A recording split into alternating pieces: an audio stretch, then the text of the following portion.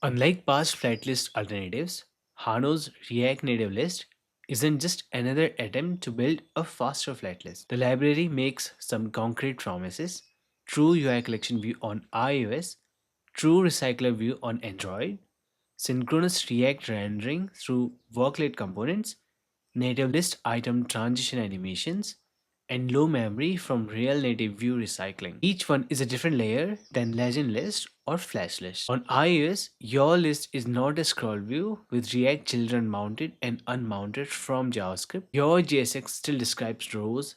The native list owns when cells enter the viewport and leave it and get reused. Android gets the same idea with Recycler View, not just a JS-driven scroll surface. Recycler View is built around view holders and recycling pools on the native side. Native lists only work if cell content can be produced when the native side asks for it. Chasing JS render on the main thread is too late during aggressive scroll. That is where workload function components come in. You define renderer per item type with render item workload and mark the function with workload. Metro bundle mode compiles those components so they can run on the UI path synchronously. The native list requests a cell, the workload returns React element output without waiting for a full JS thread round trip. You still write view and text. The render function is a workload, not a normal async React render callback. List inserts, deletes, and moves can animate with the platform's built-in list transition animations instead of you hand-rolling reanimated layouts for every row change. On iOS,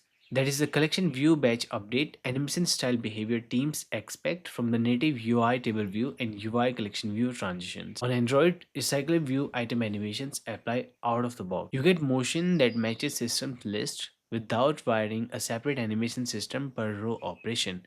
For chat inserts, reorder, and filter changes, that is a pretty big win. Legend list and flash list recycle in JavaScript, pools of containers, absolute positioning, signaling which cell to update. Memory stays reasonable, but the objects are still React managed. React native lists recycles actual native views. When a cell scrolls off screen, the native view can be detached and bound to new data on the way back. Fewer duplicate native hierarchies. The benchmark showed similar memory to Legend list on iPhone 13 Pro release builds, about 87 MB each, with a different CPU and blanking profile. Well, there are two phases you must respect. Returning null or an empty view when item.data is missing breaks recycling because native has a rebuilt hierarchy instead of updating props. Hano compared both libraries, scrolling as fast as possible. It has got the same frame rate, nearly identical memory, different trade-off. Legend list may show brief blanks under extreme scroll.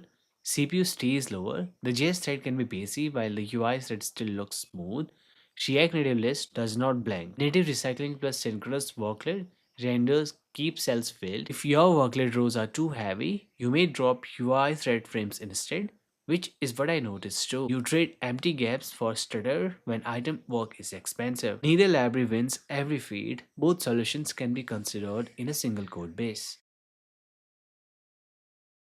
I run library breakdowns in the Candies Ocean newsletter, the full developer guide, React Native Candies at courses.candiesocean.com. Links below.